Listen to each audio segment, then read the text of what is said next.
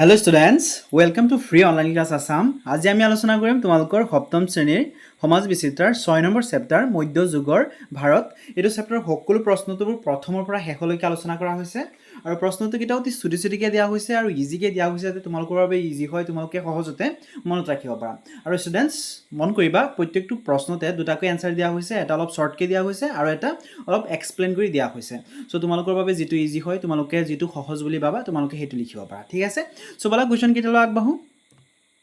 আৰু স্টুডেন্টস তোমালোকে যদি পাৰেবাৰ চেপ্টাৰটো পঢ়ি লবা তেনেহলে চেপ্টাৰটোত থকা কোৱেশ্চন আনসাৰ কিটা তোমালোকে অতি ইজিলি বুজি পাবা, তোমালোকে সহজতে আনসাৰ কিটা কৰিব পাৰিবা। ঠিক আছে? সো এবাৰ চেপ্টাৰটো পঢ়িবা। ইয়াত চোৱা প্ৰথমতে কি দিয়া আছে তথ্য সংগ্ৰহ কৰি আলোচনা কৰা। তাৰ আণ্ডাৰত প্ৰথমতে আছে সুলতানী শাসনৰ সময়ত স্থাপন কৰা কীৰ্তিচিহ্নবোৰৰ তথ্য সংগ্ৰহ কৰি শ্ৰেণীকোঠাত আলোচনা কৰা। এনসাৰ হ'ব চোৱা সুলতানী শাসনৰ সময়ত ভাৰতত এক বিশেষ স্থাপত্য শৈলীৰ বিকাশ ঘটিছিল। এই যুগৰ প্ৰধান কীৰ্তিচিহ্নবোৰ হৈছে দিল্লীৰ কুতুব মিনাৰ, কোৱাট উল ইছলাম মছজিদ আৰু আলাই দৰৱাজা। এই স্থাপত্যবোৰত গাইকৈ গুম্বুজ আৰু দেনুভেৰিয়া তোৰণ ব্যৱহাৰ কৰা হৈছিল। ৰঙা পথাৰেৰে নিৰ্মিত এই ঐতিহাসিক কীৰ্তিচিহ্নবোৰে সুলতানী যুগৰ পাকৈত কাৰিকৰী বিজ্ঞানৰ পৰিচয় দিয়ে। তাৰপিছত চোৱা ইয়াত প্ৰথমতে অনুশীলনী 1ৰ কুৱেশ্চন কিটা। ইয়াত চোৱা প্ৰথমতে 1 নম্বৰ কুৱেশ্চন তলৰ প্ৰশ্নবোৰৰ উত্তৰ দিয়া। তাৰে চোৱা কেইটামান কুৱেশ্চন দিয়া হৈ আছে, 1 2 3টা ইয়াত কেইটামান কুৱেশ্চন দিয়া হৈ আছে। ঠিক আছে? তোমালোকে কুৱেশ্চন কিটা ভালকে পঢ়িবা। কুৱেশ্চন কিটা যদি ভালকে পঢ়া তেনেহলে তোমালোকে এনসাৰটো ভালকে কৰিব পাৰিবা। প্ৰথমতে কুৱেশ্চনটো ভালকে পঢ়িব লাগে। কুৱেশ্চনটো বুজিলেহে তোমালোকে ভালকে এনসাৰ কৰিব পাৰিবা, হয়নে? সো তোমালোকে প্ৰথমতে কুৱেশ্চনটো ভালকে পঢ়িবা। তাৰপিছত চোৱা কুৱেশ্চন কিটাৰ এনসাৰ কিটা আমি প্ৰথমতে চাম। ইয়াত চোৱা 1 নম্বৰ তলৰ প্ৰশ্নবোৰৰ উত্তৰ দিয়া। তাতে প্ৰথম কুৱেশ্চন দিয়া আছে ক নম্বৰ তুৰ্কীসকলে অসম আক্ৰমণ কৰাৰ কথা ক'ত উল্লেখ আছে। এনসাৰ হ'ব চোৱা তুৰ্কীসকলে অসম আক্ৰমণ কৰাৰ কথা উত্তৰ গুৱাহাটীৰ কানাই বৰশী বোৱা শিলালিপিত উল্লেখ আছে। আৰু চোৱা তোমালোকে এইটো সেম কুৱেশ্চন যদি শৰ্টকে লিখিব বিচাৰা তেনেহলে এনেকৈ লিখিব পাৰা উত্তৰ গুৱাহাটীৰ কানাই বৰশী বোৱা শিলালিপিত। ঠিক আছে? এনেকৈ তোমালোকে চাবা ভিডিওটো যদি তোমালোকে শেষলৈকে চাই থাকা তেনেহলে গম পাবা প্ৰত্যেকটো কুৱেশ্চনৰে এনেকৈ দুটাকে এনসাৰ দিয়া হৈছে, এটা অলপ শৰ্টকে দিয়া হৈছে আৰু এটা অলপ দীঘলকে দিয়া হৈছে। যেটো তোমালোকৰ বাবে ইজি হয় তোমালোকে যেটো ভাল পোৱা হেতু লিখিব পাৰা। ঠিক আছে? তাৰপিছত চোৱা খ নম্বৰ কোন গৰাকী সুলতানে দিল্লীৰ পৰা দৌলতাবাদলৈ ৰাজধানী স্থানান্তৰ কৰিছিল। এনসাৰ হ'ব চোৱা মোহাম্মদ বিন তুগলকে দিল্লীৰ পৰা দৌলতাবাদলৈ ৰাজধানী স্থানান্তৰ কৰিছিল। ঠিক আছে? তাৰপিছত চোৱা এইটো শৰ্টকে লিখিলে তোমালোকে বাস এইটো ডাইৰেক্ট এনসাৰটো লিখিব পাৰা মোহাম্মদ বিন তুগলক।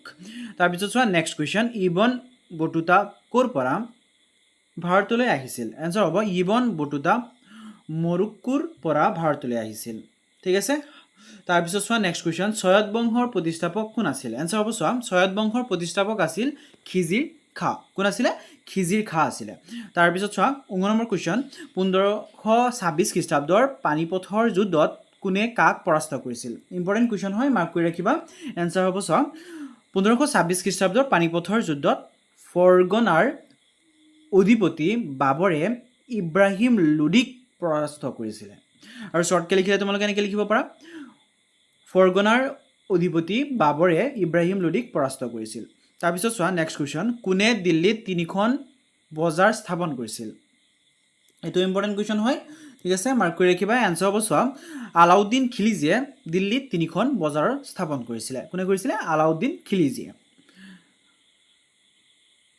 তাৰপিছত চোৱা নেক্সট সুলতানীসকলৰ প্ৰশাসনৰ মূল ভেটি কি আছিল। এনসাৰ হ'ব সুলতানীসকলৰ প্ৰশাসনৰ মূল ভেটি আছিল ইছলাম ধৰ্মীয় আইন বা শৰিয়া আইন। কি হ'ব? এনসাৰটো হ'ব শৰ্টকে লিখিলে ধৰ্মীয় আইন বা শৰিয়া আইন। তাৰপিছত চোৱা 2 নম্বৰ কুৱেশ্চন সুলতানী শাসন বুলিলে কি বুজায়। সুলতানী শাসনৰ উল্লেখযোগ্য ৰাজবংশ কেইটা কি। এনসাৰ হ'ব চোৱা ভাৰতত 1206 পৰা 1526 খ্ৰীষ্টাব্দলৈ ৰাজত্ব কৰা তুৰ্কী আফগান ৰজাসকলক চুলতান আৰু তেওঁলোকৰ শাসনকালত চুলতানী শাসন বোলে। এই সময়ৰ 5টা উল্লেখযোগ্য ৰাজবংশ হ'ল দাস বংশ, খিলজী বংশ, তুগলক বংশ, সৈয়দ বংশ আৰু লোডি বংশ। আৰু সেম কুৱেশ্চন তোমালোকে শৰ্টকে লিখিলে তোমালোকে এইটো লিখিব পাৰা যেটো মাৰ্ক অলপ হাইলাইট কৰি দিয়া হৈছে। তোমালোকে এইটো লিখিব পাৰা ভাৰতত ৰাজত্ব কৰা তুৰ্কী আফগান ৰজাসকলক চুলতান আৰু তেওঁলোকৰ শাসনক চুলতানী শাসন বোলে। এই 5টা বংশ হ'ল চোৱা কি বংশ আছিলে দাহ, খিলিজি, তুগলক, ছয়ত আৰু লুডি বংশ।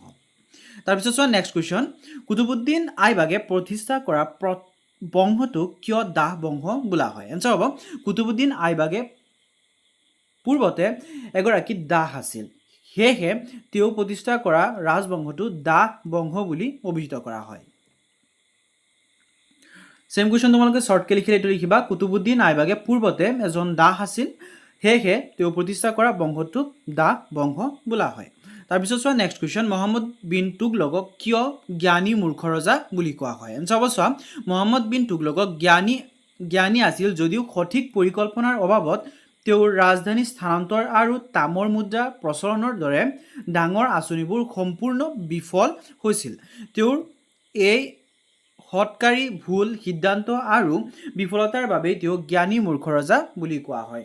অতি ইম্পৰ্টেণ্ট এটা হয় কুৱেশ্যন হয় এইটো, জ্ঞানী মূৰ্খ ৰজা বুলি কাক জনা যায়? এইটো তোমালোকৰ অতি ইম্পৰ্টেণ্ট কুৱেশ্যন হয় 1 মাৰ্কৰ কাৰণে, চ' তোমালোকে এইটো ভালকৈ লিখি ল'বা, ঠিক আছে। তাৰপিছত চোৱা ছেম কুৱেশ্যন তোমালোকে যদি শ্বৰ্টকৈ লিখিব বিচাৰা, অলপ সৰুকৈ লিখিব বিচাৰা, তেনেহ'লে এইটো লিখিব পাৰা, মহম্মদ বিন তুগলক জ্ঞানী হ'লেও সঠিক পৰিকল্পনাৰ অভাৱত তেওঁ লোৱা সিদ্ধান্তবোৰ বিফল হৈছিল। তেওঁৰ এই হঠকাৰী ভুল আঁচনিবোৰৰ বাবে তেওঁ জ্ঞানী মূৰ্খ ৰজা বোলা হৈছিল। একেবাৰে শ্বৰ্টকৈ দিছোঁ, একেবাৰে ইজিকৈ দিছোঁ, যিমান শ্বৰ্টকৈ পাৰোঁ তোমালোকৰ কাৰণে এটা শ্বৰ্টকৈ এনচাৰ দিয়াৰ কাৰণে চেষ্টা কৰিছোঁ, যাতে তোমালোকৰ বাবে ইজি হয়, তোমালোকে সহজতে মনত ৰাখিব পাৰা।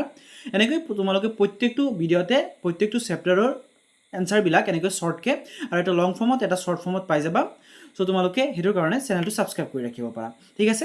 তাৰপিছত চোৱা নেক্সট 5 নম্বৰ, চুলতানসকলৰ প্ৰশাসন ব্যৱস্থাৰ বিষয়ে এটি চমুটোকা লিখা। এনচাৰ হ'ব চোৱা চুলতানসকলৰ প্ৰশাসনৰ সৰ্বোচ্চ ক্ষমতাৰ গৰাকী আছিল চুলতানে নিজেই। এই শাসন ব্যৱস্থা শৰিয়া আইন মতে চলিছিল। শাসনৰ সুবিধাৰ বাবে সাম্ৰাজ্যখনক কিছুমান বিভাগ আৰু ইকতা ভাগ কৰা হৈছিল। প্ৰশাসনৰ আটাইতকৈ উচ্চ বিষয়াজনক ৱাজিৰ আৰু অঞ্চলসমূহৰ শাসকক ইকতাদাৰ বোলা হৈছিল। প্ৰজাসকলে উৎপন্ন শস্য আৰু গড়বাৰীৰ বাবে ৰজাক কৰ দিব লাগিছিল। ছেম কুৱেশ্যন চোৱা শ্বৰ্টকৈ লিখিলে তোমালোকে এইটো লিখিবা, চুলতানসকলৰ প্ৰশাসনৰ সৰ্বোচ্চ ক্ষমতাৰ গৰাকী আছিল চুলতান নিজেই। এই প্ৰশাসন ব্যৱস্থা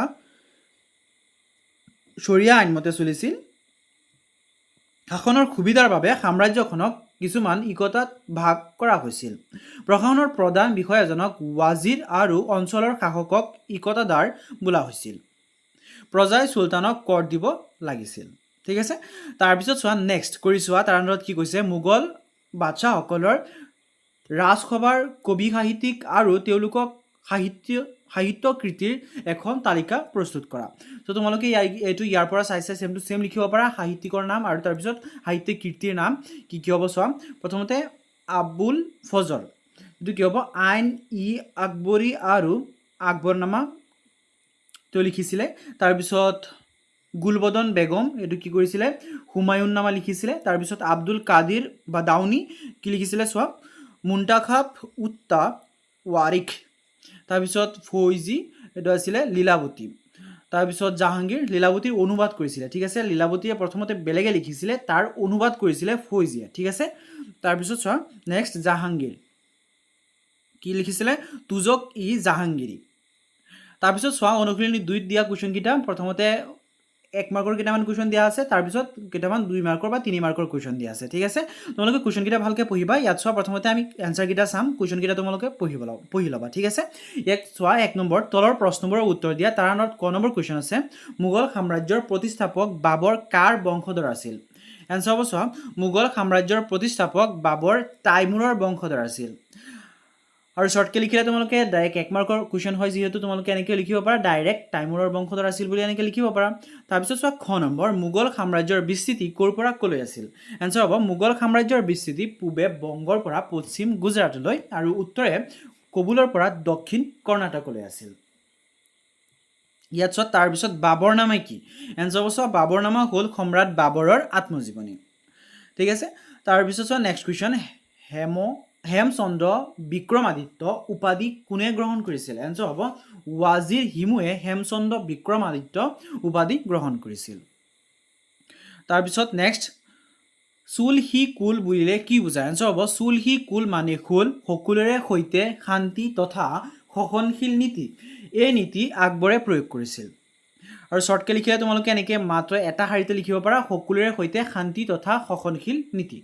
তাৰপিছত চোৱা নেক্সট, তাজমহল কোনে আৰু কাৰ স্মৃতিত নিৰ্মাণ কৰিছিল? তোমালোকে সকলোৱে জানা তাজমহল কোনে নিৰ্মাণ কৰিছিলে আৰু কিয় নিৰ্মাণ কৰিছিলে, কাৰ স্মৃতিত নিৰ্মাণ কৰিছিলে। তোমালোকে ইয়াত যিটো কুৱেশ্যন দিয়া আছে তাতকৈ বেছি জানা, মই জানো তোমালোকৰ কথা, তোমালোক কিমানটো জানাই।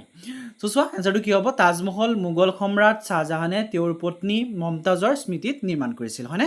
তাৰপিছত চোৱা নেক্সট, এইটো তোমালোকে শ্বৰ্টকৈ লিখিলে ডাইৰেক্টকৈ লিখি দিব পাৰা এনেকৈ, শ্বাহজাহানে তেওঁৰ পত্নী মমতাজৰ স্মৃতিত নিৰ্মাণ কৰিছিল। তাৰপিছত চোৱা নেক্সট, ঔৰংজেবে সিংহাসনত অধিষ্ঠিত হৈ কি উপাধি গ্ৰহণ কৰিছিল? এনচাৰ হ'ব ঔৰংজেবে সিংহাসনত অধিষ্ঠিত হৈ আলমগীৰ বা বিশ্ব বিজেতা উপাধি গ্ৰহণ কৰিছিল। উপাধি কি কি আছিলে? আলমগীৰ আৰু বিশ্ব বিজেতা। তাৰপিছত চোৱা 2 নম্বৰ কুৱেশ্যন, আকবৰে জ্ঞান অন্বেষণৰ বাবে কি কি কাৰ্যাৱলী হাতত লৈছিল?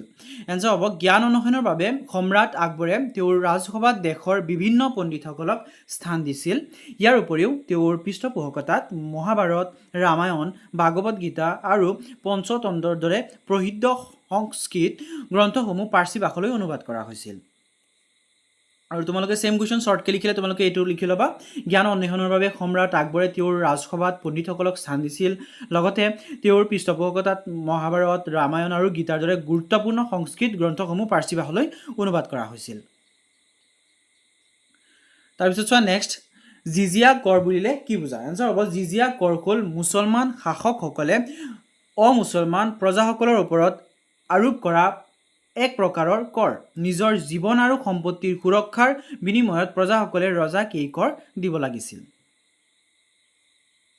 আৰু তোমালোকে ছেম কুৱেশ্যন শ্বৰ্টকৈ লিখিলে এনেকৈ লিখিব পাৰা, জিজিয়া কৰ হ'ল মুছলমান শাসকসকলে অমুছলমান প্ৰজাৰ ওপৰত জাপি দিয়া এক প্ৰকাৰৰ কৰ। জীৱন আৰু সম্পত্তিৰ সুৰক্ষাৰ বিনিময়ত প্ৰজাই এই কৰ দিব লাগিছিল। একেবাৰে শ্বৰ্টকৈ লিখি দিছোঁ, যিমান শ্বৰ্টকৈ পাৰোঁ সিমান শ্বৰ্টকৈ লিখি দিছোঁ, ইয়াতকৈ আৰু শ্বৰ্টকৈ লিখিব নোৱাৰি। চ' তোমালোকে ইয়াৰ পৰা কুৱেশ্যন এনচাৰকেইটা লিখি ল'বা, ঠিক আছে। তাৰপিছত চোৱা নেক্সট কুৱেশ্যন, মনচবদাৰী ব্যৱস্থাৰ বিষয়ে চমুকৈ লিখা। এনচাৰ হ'ব মনচবদাৰী ব্যৱস্থা আছিল মোগল শাসনৰ এক প্ৰধান প্ৰথা, য'ত মনচব শব্দৰ অৰ্থ হ'ল পদ বা স্থান। এই ব্যৱস্থাত সম্ৰাটে বিষয়া বা মনচবদাৰসকলক পদবী আৰু জাগিৰ প্ৰদান কৰিছিল। জাগিৰ মানে কি হয়? এলেকা। ইয়াৰ বিনিময়ত মনচবদাৰসকলে ৰজাক সামৰিক সহায় কৰিব লাগিছিল।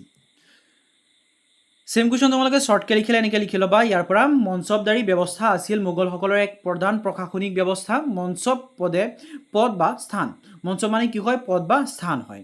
এই ব্যৱস্থাত সম্ৰাটে মনচবদাৰসকলক পদবী আৰু জাগিৰ দিছিল আৰু তাৰ বিনিময়ত তেওঁলোকে সম্ৰাটক সামৰিক সহায় কৰিছিল।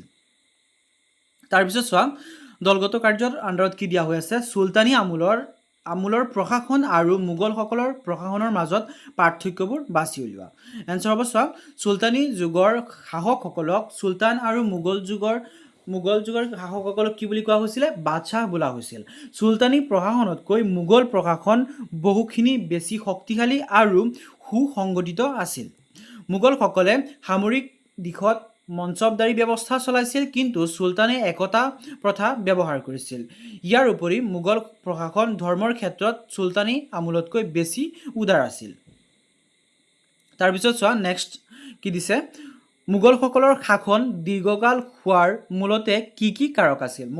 মোগলসকলে যে বহুত সময়লৈকে শাসন কৰিছিল দেশখন, তাৰ কাৰণ কি আছিলে সেইটো লিখিব লাগে। এনচাৰ হ'ব চোৱা, মোগল শাসন দীৰ্ঘকাল ধৰি টিকি থকাৰ প্ৰধান কাৰণ আছিল তেওঁলোকৰ শক্তিশালী মনচবদাৰী সামৰিক ব্যৱস্থা আৰু দক্ষ প্ৰশাসন। ইয়াৰ উপৰি সম্ৰাট আকবৰৰ ধৰ্মীয় উদাৰনীতি আৰু ৰাজপুতসকলৰ সৈতে স্থাপন কৰা বন্ধুত্বপূৰ্ণ সম্পৰ্কই মোগল সাম্ৰাজ্যক সুদীৰ্ঘকাল ধৰি শক্তিশালী কৰি ৰাখিছিল। চ' ষ্টুডেণ্টছ, এইখিনিতে তোমালোকৰ এইটো চেপ্টাৰৰ সকলো প্ৰশ্ন উত্তৰবোৰ শেষ হৈছে। যদি ভিডিঅ'টো ভাল লাগিছে তেনেহ'লে লাইক, কমেণ্ট, শ্বেয়াৰ এটা কৰিবা আৰু চেনেলটো ছাবস্ক্ৰাইব কৰি ৰাখিবা। তোমালোকৰ সৰু এটা কমেণ্ট, এটা লাইক, এটা শ্বেয়াৰে মোক বহু পৰিমাণে অনুপ্ৰেৰণা যোগায়। চ' ভিডিঅ'টো যদি হেল্পফুল বুলি তোমালোকৰ ভাবিছা তেনেহ'লে চেনেলটো ছাবস্ক্ৰাইব কৰি ৰাখিবা আৰু লগতে তোমালোকে এইটো চেনেলৰ প্লেলিষ্টটো ভিজিট কৰিব পাৰা। তাত সকলো চেপ্টাৰৰ সকলো ছাবজেক্টৰ ভিডিঅ'বোৰ দিয়া আছে, তাৰ পৰা চাব পাৰিবা। ভিডিঅ'টো লাষ্টলৈকে দেখা বাবে ধন্যবাদ।